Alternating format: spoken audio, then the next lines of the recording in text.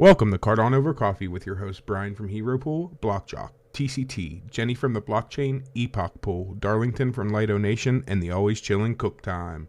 The team is joined by Rogue Galaxies. They're building a Web3 sci-fi multiplayer roguelike game. Then we talk to the Kame Crew and how his NFT project is helping the Thai children. They're giving 50% of all proceeds to a gym in Thailand whose charity is built on helping the children of the country. Special thanks to today's sponsor, Yam4, where they're creating crypto loans with no margin calls or interest repayments and indefinite loan terms. Yes, it's possible. Check them out today at yam4.com. The link is down below in the description. Let's get right into it with Rogue Galaxies. We hope you have your coffee ready because this is going to be a great one.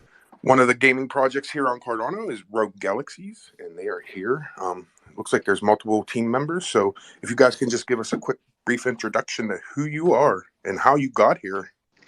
Hello. I guess I'll speak first because I usually do. I believe Eve is half on a call still.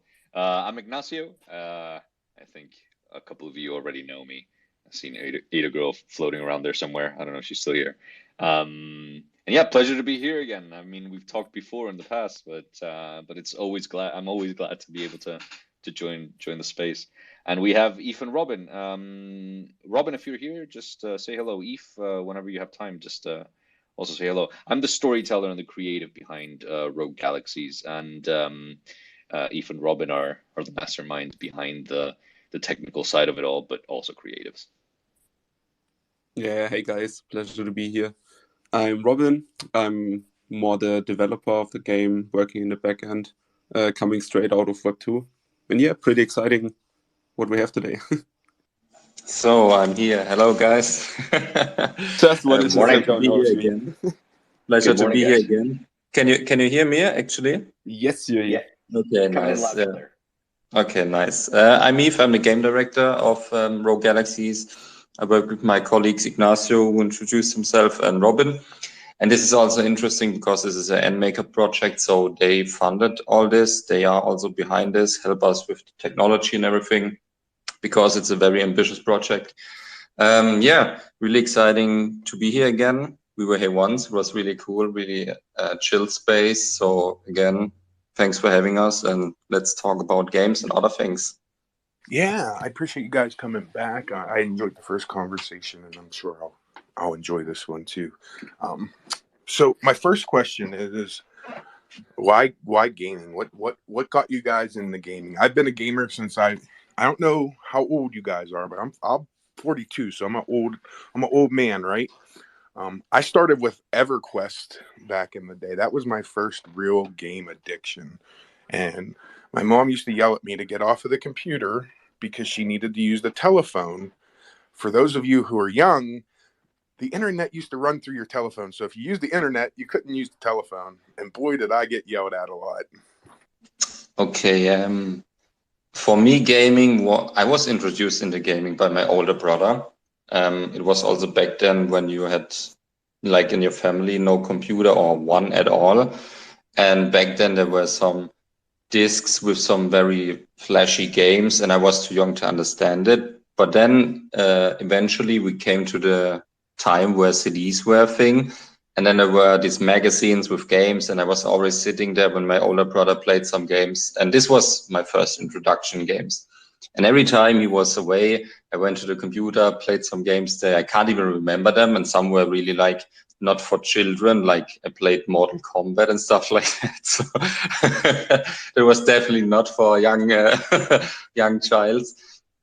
And what is also interesting, because this passion went through my whole life, and together with Robin, in 2018, we founded our own game company, Smokestep. So we are game developers. We're coming from the Web2 space, so we have already a couple of years on our back. I myself am in the game industry for 7 or 8 years now, made multiple games on all platforms from mobile, web, PC to console.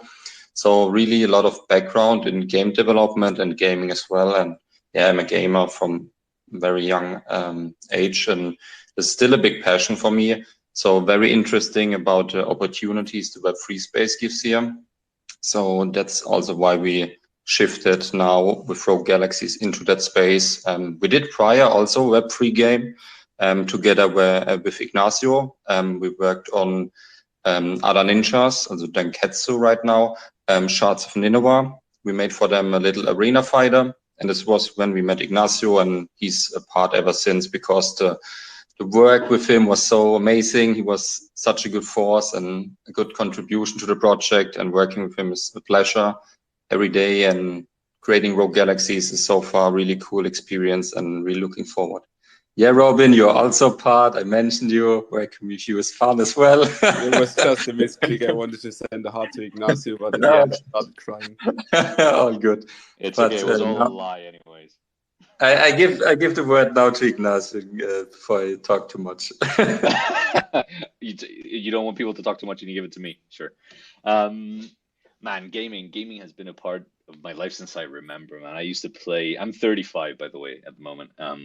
And I used to play. I remember one of the things was on my grandfather's computer, MS-DOS. Like, you had to actually type in the commands to be able to enter the game. That's how old the computers I was working with were. And playing Prince of Persia, and remembering, man, I've never beat it, and if I played it today, I'd still have the same fear that I had back then of those things that chomped you in half, man. Still freaks me out. And I even played on my dad's computer, my dad's work computer in the office, in the consulate of Argentina in Hong Kong. I installed what was it? Some alien invasion game. No, Independence Day game, and I had to install it through like 15 floppy disks. Like, man, that's where my that's where my gaming world started. Yeah, it was a long time ago, and I played everything that I can imagine. I'm obviously mostly story-driven games, because I dedicate myself to storytelling and to the understanding of story in every form and sense. So story-driven games have always caught me. But lately I've been playing a lot of Apex Legends, and I just got up to Diamond. Whoa. My Apex Legend is Cardano Hero Pool. When you're ready, you just send me a friends invite, and we'll go. Oh, wait, do you play ranked? Because I just got to Diamond, and because I don't have that much time, I'm surprised I got to Diamond, and it's been insane. I played ranked last reset, and I made it to Diamond, but I think they put me back to like bronze, and I haven't like played since the reset, so I haven't. You're good. All right, I'm gonna send you a message later and we'll talk. But yeah, gaming has been my life, my whole life. But I come from film. I don't come from games already like Ethan Robin. So it was an amazing opportunity, an amazing experience to have my first, dip my toes for the first time into the actual gaming creation world with Shards of Nineveh with Ethan Robin. So it's been an amazing journey so far. I'm so glad to be with them at the moment. That's awesome. And now I think about my first computer gaming experience, I guess, was Oregon Trail. And that would have been in middle school. And I didn't like that game because I always got bit or dysentery or something. I always died. I never made it across the trail. So the games were hard back then, man. I mean, if we played it now, I still wouldn't be able to beat some of those games. I think a lot of it was just because it was more random than it is nowadays, right? It was just a random generator. Oh, by the way, you rolled a dice and you got this, right? So now there's more strategy and everything built into games, I think. So tell me about Rogue Galaxies. What is it? First of all, I just want to say that I think also the internet made games way more accessible and easier, because I remember when I played as a child Pokemon, I kind of got stuck because it was really hard for me and I couldn't finish it, and I tried it over and over again, but at some point I didn't know where to go and was super confusing. But yeah, what is Rogue Galaxy? So Rogue Galaxy is a sci-fi MMO roguelike. So it's a very ambitious project. It's fully 3D. It's a sci-fi game. You can imagine everything you know from sci-fi. So you have space exploration, you have combat on planets, and you have multiplayer and social hubs. So very big, very ambitious. And it's all with this mysterious power source called the Stygian Light. And this is something that created chaos in our universe. And it's all up to you to find it and figure out what it's all about. And I can tell you this much, the one that can handle the Stygian light will be the one in charge of our universe and the one that has the ability to do good or to do harm. So much about that. If you want some more technical insights, I can give you also on that, but yeah, that's the first introduction I would like to give you. Just so everybody knows, I'll be the one rolling the universe, and I'll be doing evil stuff because I can't do evil stuff in real life because, like, I'm a fireman, and I'll get yelled at. So I have to do it in, like, alternate realities. So yeah, you can do so. That's also something where PvP is always a big thing. I think that's really cool if you just think about it, and with spaceships, PvP, something really nice. And we already have some members in our community that figure out some strategies where they hide in asteroid fields with their gray spaceships and then snipe you when you come back with your prestige loot. So be careful. man, they're out there to get me. Bad thing is they don't know. They work for me. They just don't know it yet. They're going to be paying a tax for every ship that they destroy. But anyways, so am I going to be able to craft and do that type of thing other than, going on adventures? What other type of things are you going to be able to do in this MMORPG? So I think one thing to mention here first is like, this is very ambitious and we do something different in development. We come from a Web2 space. We did early access there, which technically means you get access to a game before it's done. And it's a very community-driven process to develop. We do something same with Rogue Galaxies, but we go even further than that. We split it up in different modules, like the space part, for example, is a separate module. Then there's the expedition module where you can play in third person on planets against alien creatures where you mine resources together with your friends. And there's also like a social module. And in the end, we combine all of these modules to one gaming experience. I think it's important to mention that because this makes the game way earlier accessible for people. So game development normally takes years, especially with bigger games. This way we can develop small parts within like half a year, something like that, and release it to the people to get feedback on that. And from there on, we develop closely together with the community what they want for features and improve in that way, like the game experience and ultimately what Rogue Galaxy is. So it's very community driven. We already did this with our NFTs. The community gave us feedback. We improve on that. And it's the same with the game. So it's a very community driven. I just can repeat myself with that, but that's what it is. So we know a little bit about the game now, and we know about a little bit about your passion for gaming and your history. Let's learn about your history of building a game. What experience do you guys have as a team or individually in building a game at this scale? Someone has. Sorry. I'm not sure if I understand doting. What does it mean? Sorry, I'm not a native speaker in English. Past experience in building games. Oh, yes. Yes, as I mentioned, I mean, I'm a couple of years already in the game industry, 7 to 8. I create multiple games, like from smaller scale to bigger scale. And the thing is, as I mentioned at the start, this is a roguelike. We already developed roguelikes in the past. Our biggest project was Orbital Bullet, which got nominated and won multiple awards also, which is available for PC, Nintendo Switch, and soon on other consoles as well. And we are in the same genre, so we are very familiar with that, which comes in very handy because we have already designed systems for games like that. So it's not like copy paste, but it's like understanding the baseline and understanding what's important design wise, and also on the coding side, how to create worlds in that scale. Awesome. How about you, Robin? You said you were you kind of the guy behind the scenes. What experience do you have? If you can talk, I don't know if you're busy. Oh no. Oh no, sorry. Yeah, I'm free. Yeah, as Eve said, we met when we were studying, so we went through the whole process of getting our company up and running and creating our first projects together. So we share many skills and we develop them on the way. But we have many experiences with working in a team and planning out projects that can scale. So it will be for sure a difficult task to get all this together, but we can for sure do it and pull it off. So we just need to build a perfect team for it. But yeah, as you see, we don't have like made a big MMO yet because it would usually take too long for a 2-man team to make. I think one also very important thing here is with the team size, and with our first drop, we had the opportunity to already get people on board. It's a lot of people are already involved into Rogue Galaxies. We have a lot of artists that are working 2D, 3D. Also in the past, we have our team members that are here right now. And one very, very big benefit is NMaker, because they take care of so many Web3 stuff.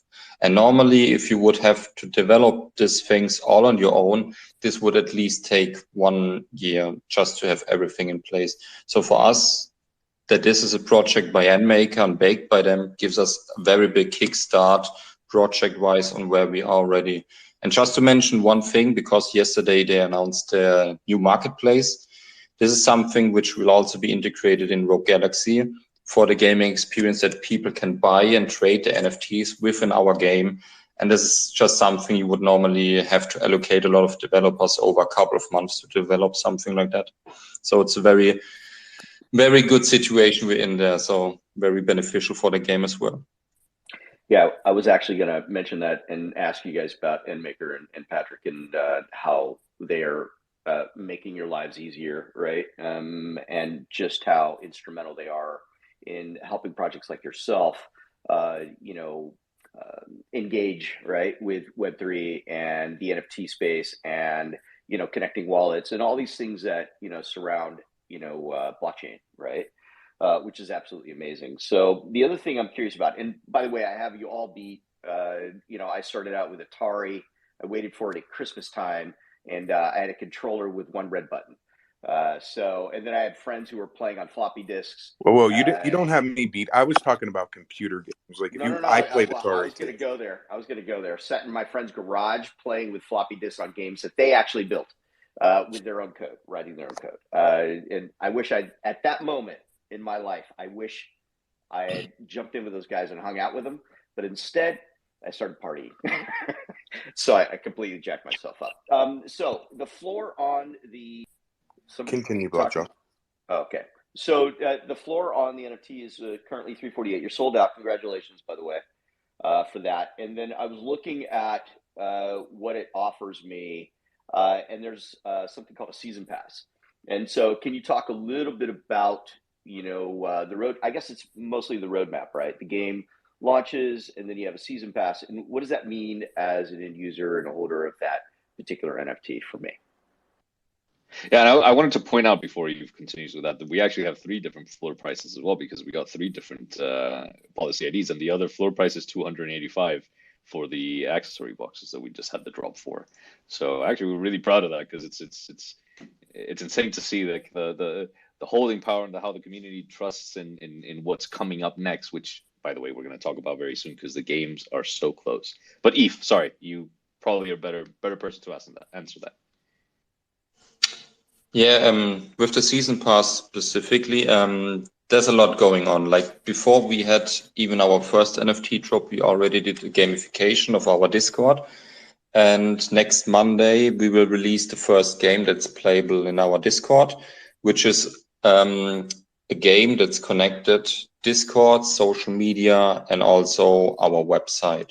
Our website version will be released, if I remember correctly, it's February 13th. So by Monday, you can start playing on Discord and earn already materials and resources which are important for your season pass.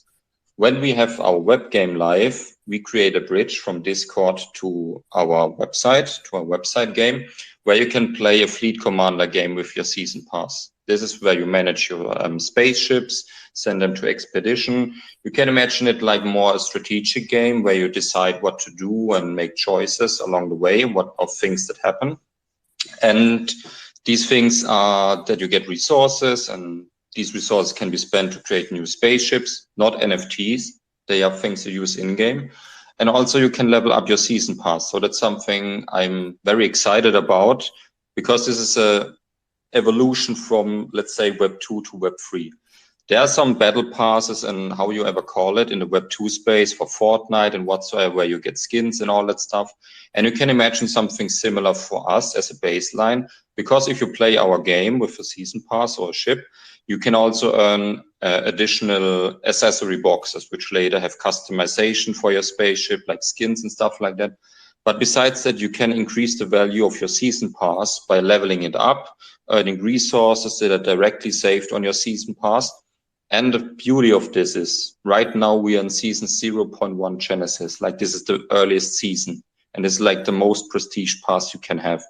This will have future benefits for upcoming seasons. And that's something I'm so excited about, that you can have this technology where you just look up, okay, what NFTs does someone own? What is the state on it? And now you have a leveled up season pass. Let's say you have it maxed out and this gives you benefit for our next season. Like, for example, you get the next season pass airdrop. Just as an example, I don't spoil here anything, but it's just one of the many opportunities we have here. So playing our game and also later for the full game of Rogue Galaxies is all about that we value players' time. And if people spend time in our game, we give them something back, or we give them the opportunity to increase, for example, the value of their NFTs. This is not a pay to win game, and it's not a game where we like have play to earn mechanisms. It's more like something where we create good game experiences, let you own whatever is possible, and also like the time spent in game is something that's directly distributing into your spaceship or in your season pass. Thanks for that. And I know that the one rub about anybody that is spend hours, hundreds of thousands of hours maybe on a game, and then they get to the point where it's done, but they can't take any of that stuff that they had with them, right? Because it's not theirs. They don't own it. And with your game, that's going to be quite the opposite, it sounds like, right? Yeah, 100%. And I think the best example right now is Blizzard in China. I don't know if anyone has followed the news, but they canceled all games from Blizzard. I mean, they broke up with their collaboration.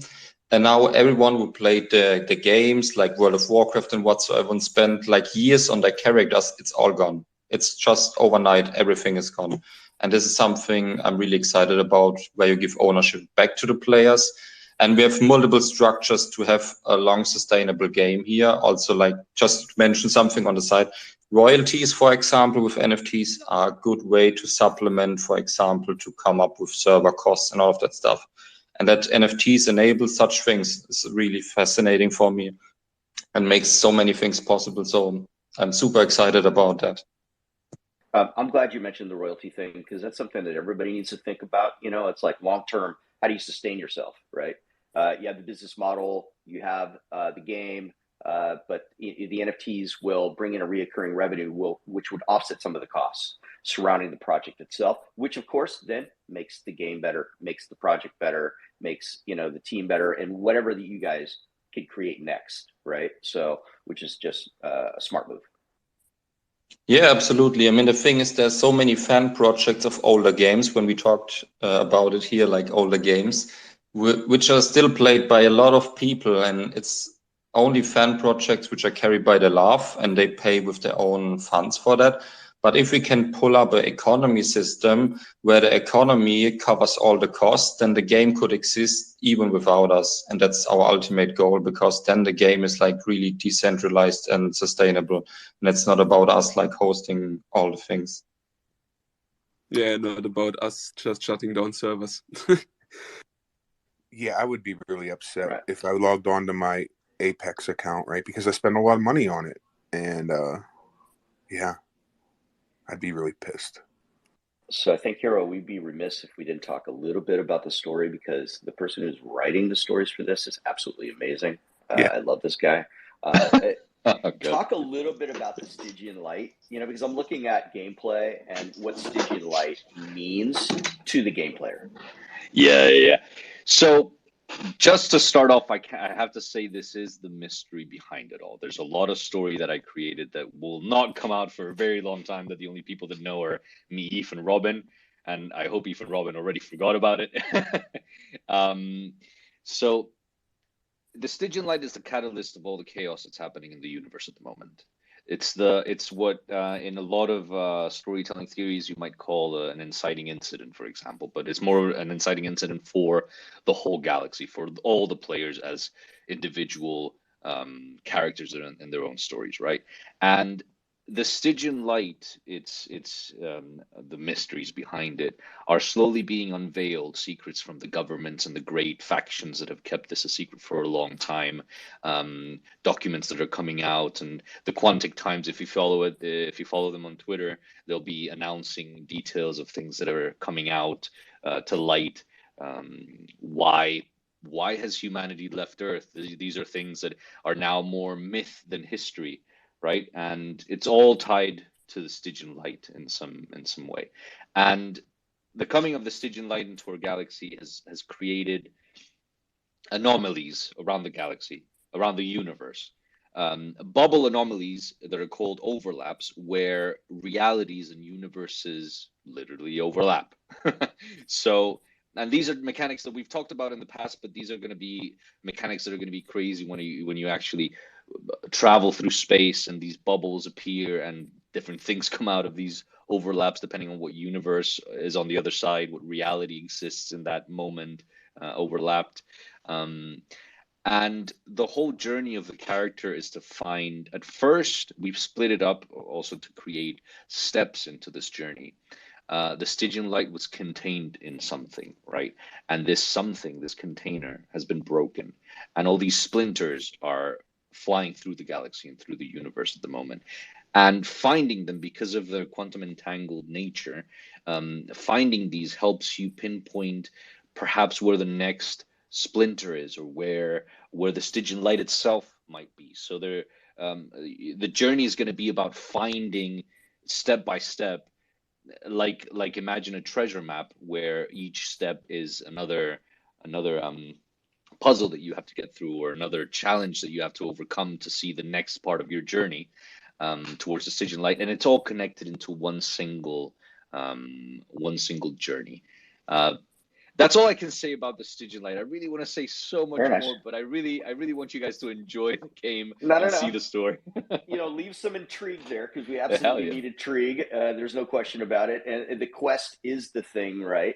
And as somebody that used to game that really hasn't gotten involved in it as much as he used to, and myself, it is definitely intriguing, and it kind of incites me to go look a little further and deeper into the game itself. Here, I think we're coming up on time with the project here. Do you guys have any call to action surrounding for the end user? Hold on 1 second, Block. Yeah, I got a call to action to you guys, right? I'm going to take this show and put it on YouTube. I need videos of anything you have, videos, infographics. Please email it to me. I think I sent you a message with my email address. Thank you. Will do. I'll put it on my to-do list and we'll send it over to you as soon as possible, which means right after this call. I wanted to share, because we just as we were entering the space, we made a huge announcement on Discord that Eve already talked about, how on the 30th, so this next Monday, the Discord gamification begins, and it's going to evolve step by step into something amazing, because the team behind it, Luxbug, Vivid, Eve, Robin, all of us are just putting something together that will slowly evolve into a real amazing RPG. And on the other side, the web game is coming out on the 13th of February. And these are both parts of the same experience, right? This is all part of the beginning of the gamification of Rogue Galaxies. This is all Fleet Commander. That's the name of this connection of this web game that we're doing between Discord and the web game, and the bridge that's between them. Then the 14th of February, we're doing a visual upgrade of all the collection, because if you guys check out right now the Rogue Galaxies collection, we created something that made sense for games, but then we realized it might not make so much sense for the NFT world, because we're so game centric, right? And we promised the community that we're creating a whole new visual upgrade to these ships. We're talking flame plume, thruster plumes, and decals, and backgrounds, and planets, and stuff like that. So keep an eye on that, because on the 14th of February, we'll be doing the visual upgrade of the full collection, which is 3,000 ships, which only 1,000 are out now. And the day after, so we're doing 13th, 14th, 15th. On the 15th, we're doing our mint of the last remaining 2,000 ships on our Genesis collection.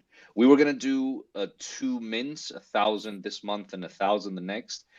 But honestly, because we've seen how important it was to grow our team like Luxbug and Vivid, and to be able to focus on the things that are important, like the story, the game, the gamification, the modules that we want to really create of the game that should come out Q3 is what we're planning for this year. We realized that the best thing to do is just put the ships out there, let it be sold, and let it be open for people that come later on. If we don't jump the full 1,000 or 2,000 at the start, it doesn't matter as long as people come in and enjoy the story and the game as it evolves, right? And then we focus less on things that are less important, like having to market every month, right? But yeah, there's so many things that we have, and I already mentioned as well on the Discord. If you guys check it out, Rogue Galaxies on our Discord. We're working on the Fleet Commander web game, Fleet Commander Discord, and the bridging between both of them. The first video game module, the next NFT collection after this one. So these ships are just one class of ships amongst a monster classes of ships that we'll have in the Galaxy. But obviously they'll come later in the future. But we're already working on planning these new 3D assets and NFT accessories and NFT resources and further collabs. We have a lot of things coming up, and soon we're also going to give out, because we did a drop of or a claim.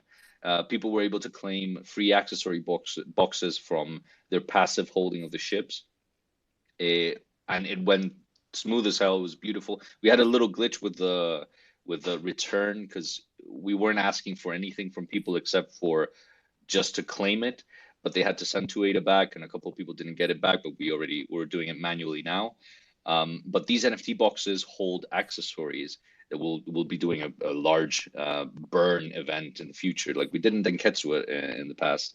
We'll be doing a large burn event, and you'll get all the accessory NFTs from that. But yeah, so I just wanted to go over all the points that I've had in my head all day, and we've had in our head all week. That's perfect. Yeah. That's perfect. Thanks for covering everything, and yeah, thanks for coming on. We look forward to new updates from you guys as you progress here, and be sure to come back and let us know what's going on. Okay. Yeah, pleasure. Thank you I could so talk much. to you. I still have so many questions, so like you guys need to come back. I got to like none of my good questions, but that's okay. For sure. Look, I'm going to send you my Apex Legends tag, and then we can talk about the questions for next time. Awesome. I appreciate you guys taking time out of the day. I love to see this type of thing being built on Cardano. Somebody who's been in Cardano since like April of 2018 to finally see these things coming to fruition, it makes me giddy like a schoolgirl. So there's that too. But I want to thank you. Like I said, appreciate you. Please come back. I do want to move on to our next guest, but I need 2 minutes before we do that, because our next guest is a fighting crew, and I don't want to get my ass kicked. So we're going to talk about how they're helping kids in places that they could really use the help. So stick around for that. But before we get there, I want to just remind everybody to take your funds off of centralized exchanges and don't put them in places like me in Celsius Network. I'm out $1,800. I'm out $1,800 because they got my Bitcoin and I ain't ever getting it back. Wait, they shut down? Oh crap! God damn it! So don't put your funds on exchange. It's okay to buy your ADA off an exchange because we all need a fiat on-ramp, but create yourself a wallet. If you don't know how to create a wallet, reach out to pretty much anybody that's probably up here as a speaker. I'm sure they'll gladly help you. My DMs are always open. I'm HeroPool. Thanks my co-host Jock and TCT for hanging out today. I want to say a special thanks to our show sponsor, Yam4. So Yam4 creates crypto loans with no margin calls or interest rate payments and indefinite loan terms. Yeah, it's possible. Check them out at yam4.com. So that's today's sponsorship information. So if y'all can do me a favor and just go give Yam4 a follow. Shout out to them for sponsoring Cardano Over Coffee. We've been doing this for almost 400 episodes. So they're kind of our first paid sponsor. So shout out to them for supporting us. With that being said, I don't want to get my ass kicked. So I want to welcome Kame Crew and Kame Coin and Kame NFT to the stage. Hey, what's going on? What's going on, Hero, Block, Jock, TCT? Just shout out to all of you for hosting, and I'm grateful to be back on Cardano over coffee. It's earlier in the morning here on the West Coast, but it works out perfectly because right before the workday. So just want to say hi to everyone. I wanted to. I've been listening in on Rogue Galaxies presentation, and honestly, growing up, I was a big gamer, but like Blockjock, nowadays I don't have too much time to do that. So but I gave you guys a follow, and I think what Hero said earlier about gaming, is such a massive way to onboard the masses, and it is. There's so much there, right, in gaming and GameFi, whatever you want to call it. Definitely looking forward to looking more into your project. And I know the Dankatsu guys, A the Ninjas or Dankatsu, they've been innovating with their games. So I really just want to, I'm a fan of the space first, right? So, sometimes being a project founder, that's the hardest thing, not being able to dive as deep into some of these other projects. But, I'm grateful to be here. So thank you for the opportunity, guys. Thank you, man. Why don't you introduce yourself? I know you've been here before, but I'm sure there's people here that weren't here last time. So why don't you introduce yourself? Tell us a little bit of how you got to be here, and then tell us a little bit about what you're doing. Yeah, so I started out, started into getting into crypto because of kind of like when the pandemic happened, and I was like, I had a lot of time on my hands, started doing some research. And then in the NFT sense, I got into it because of NBA Top Shot, actually, and being, lifelong, played basketball, ever since I was a kid. And then that kind of exposed me to the world of NFTs. And that was kind of early 2021, and then kind of went through the east side and realized I couldn't afford anything, and then just found my way to the other chains. And it's for the better, right? And Cardano is definitely the home team. So really being in the Cardano community, kind of actively participating since, late 2021. One of my first Cardano NFTs was a Lunar that I got off cnft.io. So, now we know that Lunar is defunct, but I remember they had their Space Buds collab, and I was trying to get in on the Lunar and Space Buds collab, and obviously it sold out in within seconds. But my IRL, I'm a teacher. I'm also a personal trainer and a strength and conditioning coach here with the athletes here, with all programs. And I work with anywhere from, and really before the pandemic, I was kind of doing a lot of personal training, working with Are you in your car talking to us again like last time? Nah, I don't know what's going on. Am I rugging a little bit? No, I just remember last time you were about to go teach class and you were in your car and No, man, I'm actually in my classroom right now.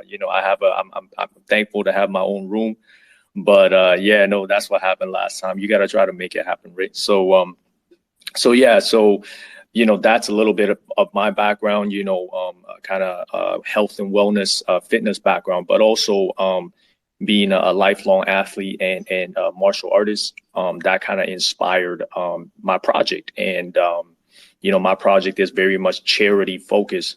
So, I don't know if you want to move, if you want to direct the conversation, or I can move on to that portion. Go ahead. That's perfect. Just move right into that.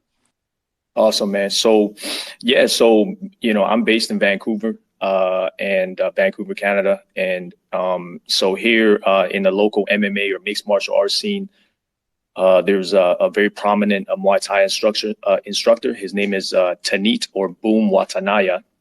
And actually, Boom has just returned to Vancouver. I'm actually having lunch with him on Sunday. But Boom and Francis, Francis's wife, and Francis is Canadian. So there's a Thai and Canadian connection. But they were both pro Muay Thai athletes in Thailand. They fought and they trained there, but they ended up moving to Isan, which is or the province of Buriram, which is in the northern part of Thailand, and it's essentially a lot of farmland, right, and lots of farmers. But it's where some of the greatest Muay Thai talent comes out from, And a lot of times you find these like pockets in the world where, you know, poverty forces people to develop a certain skill set, right? There are pockets in the world where, you know, soccer or football is super prominent, or other sports, you know, football or basketball, you know, and so with Muay Thai, it's Isan, right? So basically they were just training. This is what actually happened. They were just, you know, they moved out there to live. They got married, they moved out there, and then kids started showing up on their doorstep, right? And these kids are, to understand this a little more, is the relationship between Muay Thai or Thailand's national sport or Thai kickboxing is that a lot of it used to be the temples took in a lot of kids. So the temples were the kind of dojos, if you will, where kids or orphans that didn't have anywhere to be or were abandoned, effectively their parents would just drop them off, or maybe that's one too many kids, too many mouths to feed at home, right? And they would drop them off at these temples, and these kids would end up training Muay Thai, and they would compete.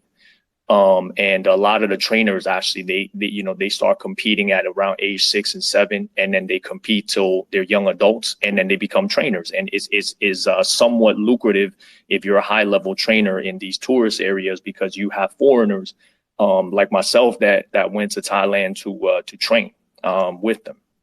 And but effectively, it's the equivalent of saying, you know, playing basketball or playing football to get a Division I scholarship, trying to make it professional. And that's a way it's kind of viewed, you know, in Thailand, you know, is a way out for the poorest of the poor, right? And here we kind of look at it as in like, oh, it's a fun thing. And it is fun. And I've done it for a while, but, you know, you can kind of like, there's pressure on a lot of these fighters and a lot of these athletes, right? But so what ended up happening was Francis and Boom were just training, and these kids came by and they just started taking them in, right? They didn't start out to say, hey, we're going to start a gym. They never wanted to start a gym in the first place initially. They just wanted to live and train and do their own thing. And if y'all ever read a Vice magazine, Fightland, there used to be a fight column, and Frances Watanabe used to be a writer so she does a lot of writing. But you know, she used to write for be a columnist for Vice magazine. So basically, these kids, one kid turned into another, and as of this point, they've got anywhere between 10 to a dozen kids under their care. You know, sometimes these kids come and go. I mean, there was literally this one kid, I guess his English name is Game, and he literally kind of just tagged onto him, like hitched a ride with them in one of the tournaments. They almost travel every weekend. And the kids just compete like it's a sport, right? None of the kids are pressured to, hey, you know, you have to compete. They're literally kids that just help train. They never compete. So essentially, Francis and Boom is just, you know, in their words, you know, she's just, you know, she keeps these kids happy, healthy, and safe. They have, you know, I'm a monthly donor, so they have a more traditional fiat route of funding the gym and supporting the gym. I mean, you know, Thai PBS has covered them. You know, I think National Geographic did an interview with them recently. And so they're getting some exposure, which is amazing for them, because, you know, when they started it, you know, and I'm going to use, if y'all watch the video, if you take some time out of your day, if you wish, you know, the video that is pinned, I might do that later if it hasn't been pinned already, but the video that's pinned in this profile, you know, I think it speaks volumes. You know, it sums up what they're doing. And, you know, I remember a part in the video that really spoke to me was Francis said, you know, there's some dogs barking outside near the dog park, but, you know, Francis said people ask her why she does what she does, you know, and her answer was, how could you not? Like, why wouldn't we? Right. And I think that's an amazing response, because, you know, how could you not help when you see these kids like literally dropped on your doorstep? Right. And they don't just help the kids, like they help, like they've got like anywhere between, they got 10 to 12 kids at any given time. They also got 10 to 12 kids, not kids, like 10 to 12 stray cats and dogs that, you know, if you've ever been to Thailand or Southeast Asia, you'll know that, you know, they have a lot of what's called soy dogs, right? And a lot of the dogs that are kind of adopted and kind of flown over to, you know, Canada and the States, you know, they're dogs that are picked off the street in Thailand, right? And So it's kind of like they just collect, people. It's like a collection They're of good people, is what you're saying. Yeah, they're amazing people. They're trying to help their fellow humans and Yeah. non-humans. For sure. Yeah, no, but yeah, that's a perfect way to end that bit. Yeah. So how long have you been training Muay Thai, and how long has this gym, I don't think that you said how long this gym's been up and running. How long have they been doing this? So me personally, I started, I'm in my mid 30s now. So, just over the hump of my mid 30s, heading towards late 30s. But I've been kind of training MMA in various forms, sometimes on and off for, let's say, like maybe 15 years. There were gaps in between, but, I kind of started before MMA was even considered legal. At least not in Vancouver, and it was a very interesting time. And I see a Flapjack down there, and a jiu-jitsu head down there, and a lot of people that might know what I'm talking about. But in terms of Francis and Boom, it's coming on about 10 years. I came onto this project, like I started. I didn't know they had this gym because they were here and then they moved back to Thailand. So I was not aware that they were doing this until pretty much like end of 2021 or early 2022. But they've actually been doing this from getting to know them, and throughout this process they've been doing this for almost 10 years, right? So 7 or 8 years ago it was just a small plot of land, and actually one of the first kids they took in, his name's Bet. Bet actually is in university now. So he's the first one in his family to be supported and he's going to college due to Francis and Boom's efforts largely, right? So that's how long they've been doing it. That's amazing. Truly to be able to help somebody and get them in university like that, and probably somebody who maybe never would have ever had a chance to do that. So what are you doing to help this gym? Tell me what the Kame Crew's up to. All right, so I've got I've added I'm listening in on mute with my with the Kame Crew. Kame is fine too, but with the Kame Crew NFT account, and it's down there.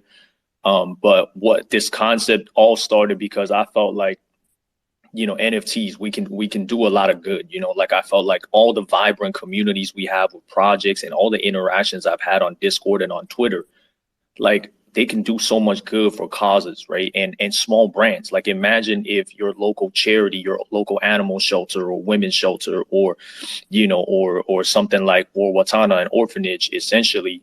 Imagine if they had their own NFT collection and the same type of tight knit community that we've all come to appreciate with NFT projects, right? And I think with blockchain as well, with the fact that with the whole idea of transparency and self custody.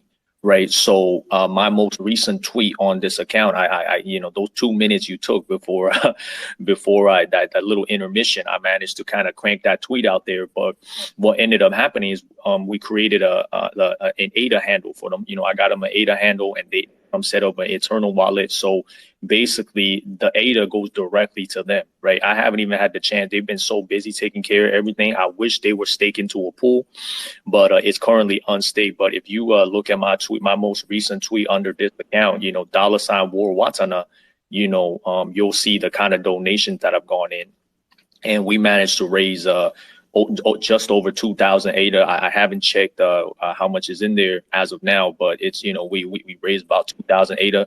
I did some push-ups in the space, and the generous Cardano community donated directly to the ADA handle, which is amazing. But in terms of the project, we have what started.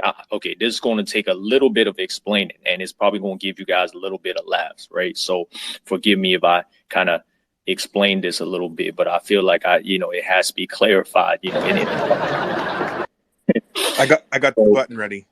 All right, man. All right. So what initially the concept was when I came on to speak before, we actually had a drop in September, right? So we were minting in September with the amazing team at ADA Anvil.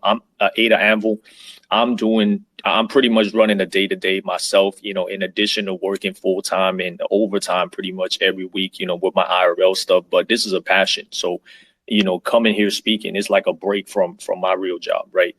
So basically Ada Anvil is effectively my team. I call them my team. My community is my team. So anybody here who supports me, I know there are people listening that they hold Kames, you guys are my team, right? But anyways, 500 collection, it dropped. So people were minting, and it's a slower mint. And, obviously with the blockchain, everything is transparent. So out of 500, we had 57 minted out, right? So by about Christmas time, they're about 57. So just over 10%. And I call those the loyal 57. Right. But that's a preseason drop. And the idea was to obviously let it run. Right. But when I was talking to Ada Anvil, I guess there was some confusion because I think the date we set for the policy to close was December 23. Right. And I meant December 2023.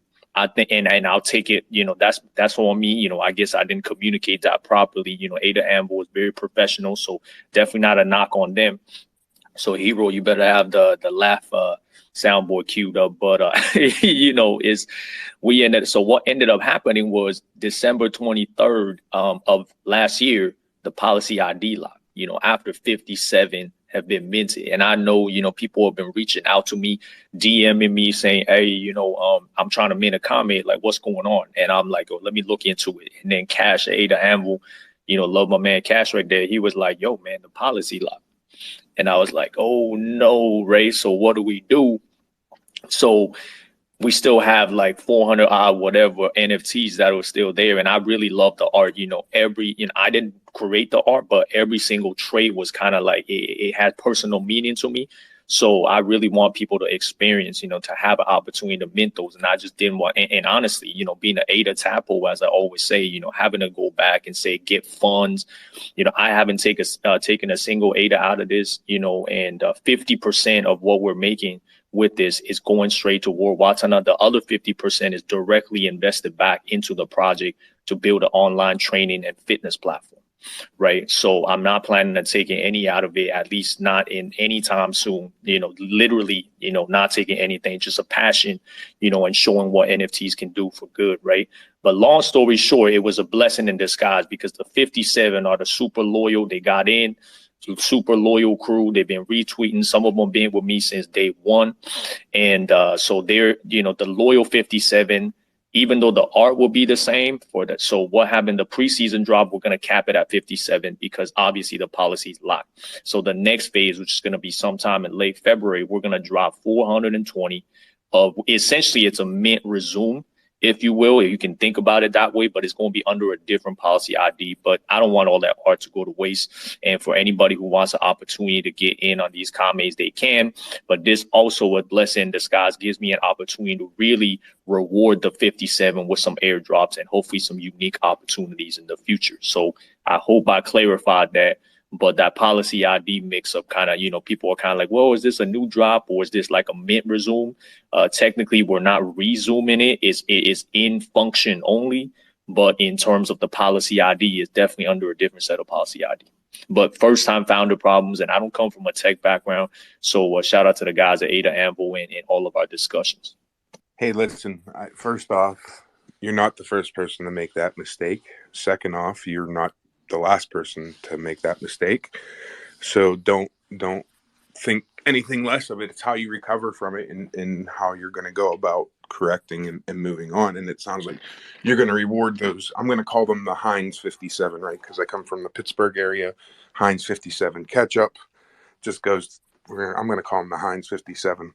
So they'll get rewarded and you're going to restart the mint. So that's awesome. I pinned some stuff up to the top for those who want to see. Like he said, he shared a video. I posted some pictures of some of the kids up there that are being helped by this fight club. So make sure that you give the Kame. I keep calling it Kame, and I'm going to call it that because I'll everybody's name up because that's just what I do. So much love. Yeah, I love it, man. I want to see some more videos. I remember when they first came on the space, and yeah, I'm always looking forward to more videos of the kids and of the tournaments. It's pretty cool. Yeah, tell me Yeah. about. Oh, I want to hear go ahead. about this online platform that you're building. This training with the other 50%, right? So 50% is going to help these kids, and then the other 50% you're building an online training platform. Can you talk about that a little bit? yeah, no, I can't comment on the tech side too much, but definitely I can comment on the vision, and what we're trying to build. Excuse me, something stuck in my throat here, but yeah, so that's actually perfect because I feel like I'm learning as a founder, and right. So I think the charity aspect, I hope, and as far as from the feedback I've received, it appeals to so many. But I also feel like there are people that, people might not necessarily vibe with the art. They might not, they might be like, all right, I get you're donating half of it to charity and that's noble and whatnot. But, what kind of utility, what kind of value am I getting out of it? Right. So for me, so far, I've kind of done 2 videos for the OG holders for anybody who's got a verified Kame in the Discord. I put out, and my background is, I'm constantly upgrading. This past Sunday, I was actually I got up at like 5 a.m. on a Sunday to basically get into an 8-hour seminar with Phil DeRue online. Phil DeRue, for those who don't know, is he used to be the strength and conditioning coach at American Top Team, and he worked with Dustin Poirier, Joanna Jędrzejczyk, and some NFL and NBA players. So for me to be, constantly upgrading is a passion of mine, but that's the utility aspect, right? So ideally we want to integrate NFTs in a sort of like, like I don't want to say too much because we haven't really talked about the details because we need to, hopefully, I don't have the funding for it. I don't have the ADA to be able to fund it, right? I don't have the liquid ADA. So we definitely need to raise some funds through this. So when it sells out, I think I'll have more to tell you. But the idea is like using NFTs to kind of say, okay, if you hold a certain number, you're eligible for a certain number of classes, or maybe you can use the NFTs in a way as currency, or, kind of, and things like that. So, and we have, yeah. I want to just, before I forget this, I have a friend in California who he owns, it's called Kessler Wellness Center, right? And he works with a lot of major UFC fighters, talking the top of the UFC, right? I want to introduce you to him and see if there's something that you guys can maybe work on together too. I'm sure that he would be very interested in how you're helping people learn about, fighting in UFC and all that. So. Oh man, that's beautiful. I appreciate that so much. And really just on that note too, right? I mean, Hero, I appreciate that, and everyone listening. And, the one thing I guess, I know, maybe I got about 5 minutes left or whatever here, I just want to, I think the one thing that I learned about this entire process is just, you're learning things as a founder every day. And I think what I need to do more of, as busy as I am with a million things, like, is really trying to find the help and to kind of reach out and kind of, actually ask people.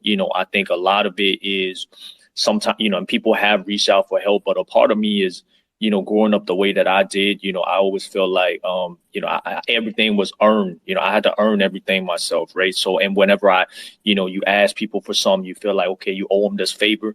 And then down the line, they're going to call in that favor, you know what I mean? And it's just, that's kind of the way that I grew up. And a lot of times artists have reached out to me and say, hey, man. And I said, listen, like, I cannot compensate you because I don't have the ADA, like I know you're going to help me. And a lot of time, even when they insist and they say, I'm like, listen, man, I feel bad. You know what I mean? So I take it upon myself and our Discord, everyone's welcome to join our Discord. But I got to say, it's not the most bumping place because, I only have so much time to spend in there. Right. So, it's, if anybody out here is really passionate about what I'm doing, I definitely, if y'all have the time, I might not be able to compensate you, but, as with my skill set, with my fitness know-how, like maybe, if y'all want some training, I can, we can trade, you know what I mean? But in terms of monetary or crypto compensation, I can't really offer a lot of that,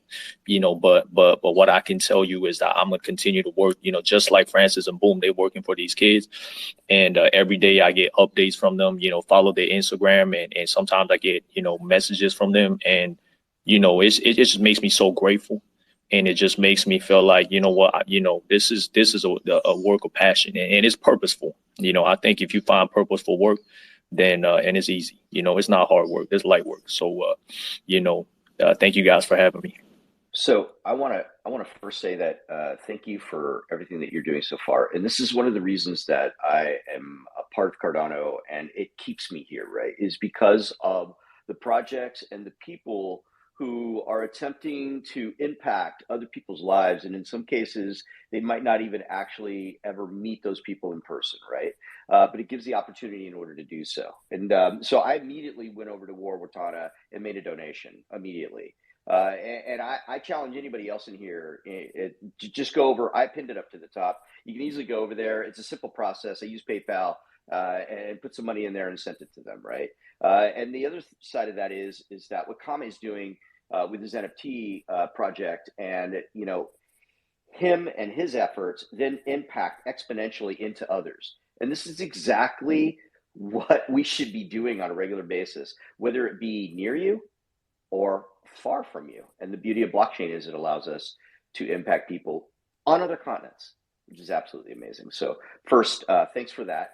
Make sure you DM me when we're back online for the NFTs, because I immediately want to mint one in order to support you and your efforts and what you're doing.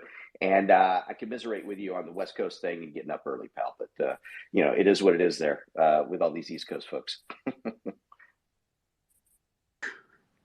Flawed, did you have something? You've been up waiting for a while. I apologize, my friend. No, you're all good, guys. I talk all the time. I just wanted to come up and first quickly give some flowers to the Rogue Galaxies team. I'm holding both the assets so far. I got lucky enough to win one for the ship itself, and then I of course went and got my box the other day. It looks amazing. I love what you guys are doing. The fact that you're partnered up with NMaker is awesome. I got to meet Patrick in person. He's a very interesting dude, very, very smart guy, and he's got a great crew behind him. So I'm real excited. I come from a gaming background, not going to get deep into all that. We can talk about that some other time. I tried to follow all three of you, but right now Twitter's being silly. So if you would, please follow me so I can reach back out when Twitter quits blue check marking me to death. And Kame, man, dude, you already know I love what you're doing. The idea behind it, the principles behind it is awesome.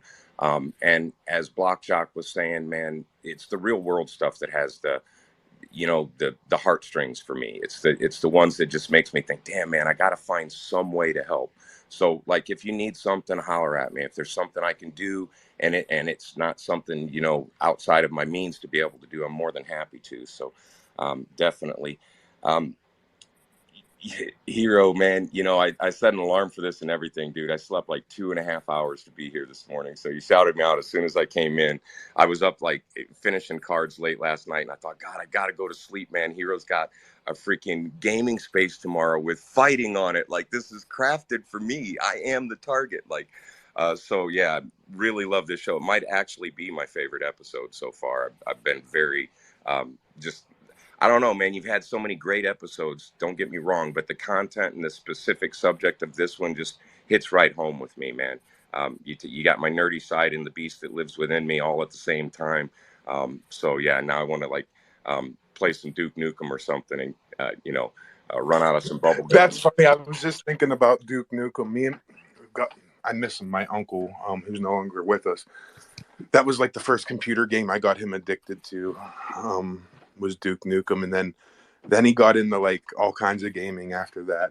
We're talking, however long ago that was. So thanks for bringing that. Ironically, that's how I won my my ship, was a Duke Nukem quote. The giveaway was like put your favorite space related video game quote. And I'm reading through them and I'm like, oh damn, I don't have time right now.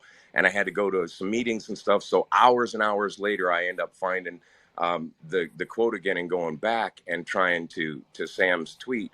And I saw another tweet actually. So I backtracked through his timeline, found it, and went back and looked, and no one had put the quote in there that I thought was going to be the first one, And so I threw in, of course, the famous Duke Nukem quote, and I said something like, but you could pull 100 other good references just from this one game.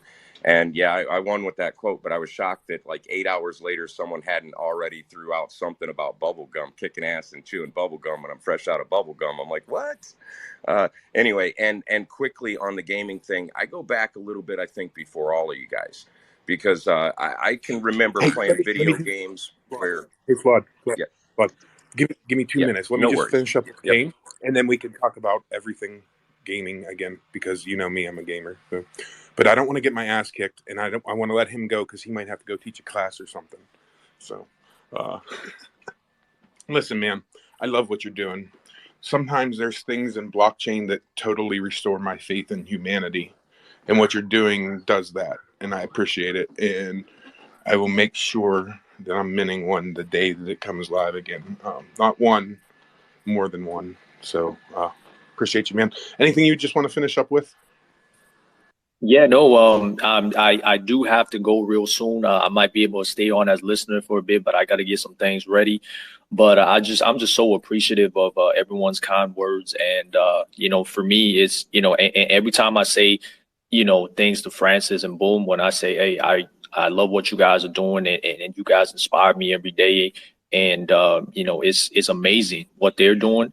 I'm going to kind of say the same thing, that they say, it's you do it because, it gives you purpose, right? Like, you're helping these kids. And on one hand, it's like, yeah, people say you're helping them. And part of my role, as an educator, there's a lot of volunteering that gets done. And people say, oh, you're doing these things, but it's also for me, like I'm doing it because I find purpose in what I do, right? So I think we all here because, we find a purpose in Web3, and so many of us are here, and we are, we're not, we're not getting paid to do this, right? But it's a passion and it's purposeful, and hopefully in the process we get to do some good and we get to impact others.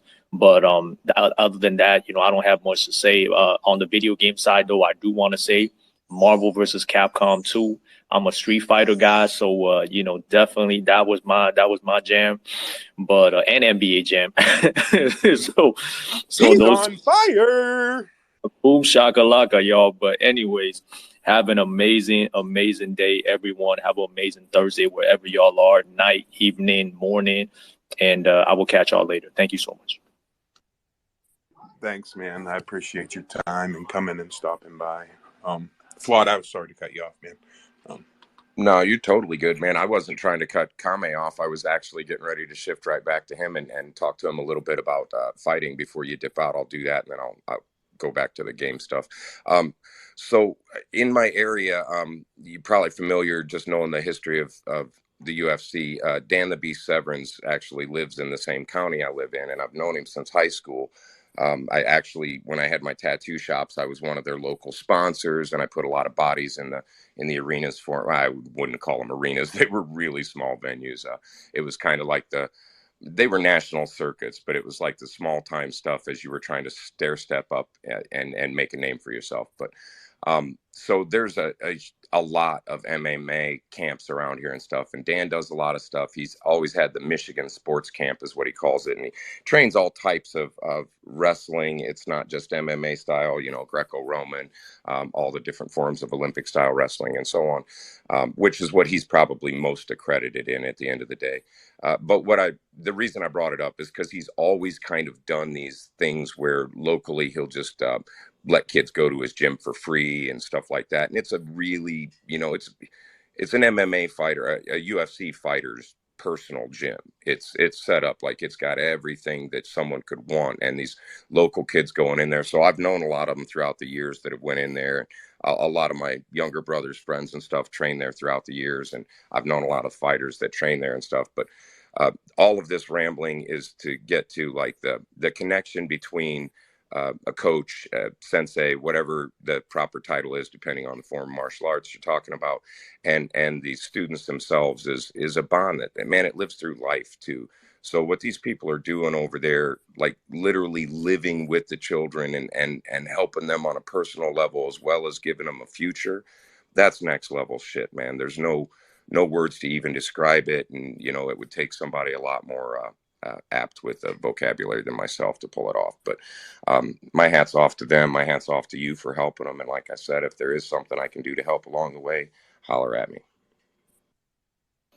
Yeah, appreciate that, Flawed. I'm aware that, and I saw your heart emoji, by the way. I just couldn't respond, but when you directly sent that emoji over, I just real quick before I go, and I really have to go, and I know I'm running a little overtime here, and No, you guys you're welcome here, dude. We're cool. But yeah, man, I mean, you know, just wanted to comment on that, you know, just the relationship, and you know, and I did not grow up the way they did, but you know, I think in previous spaces, I don't know, you know, and those who know me know that my upbringing was you know, like they were financially, it was not the best situation, but the one thing that kind of kept me going and still keep me going, you know, that I'm grateful for is family, right? And there's so many negative effects that come with poverty. Poverty itself is already a monster, but you've got all the other, you know, criminality and all these other elements that are associated with that, you know, and that's what these kids are dealing with. But when you have positive role models in your life,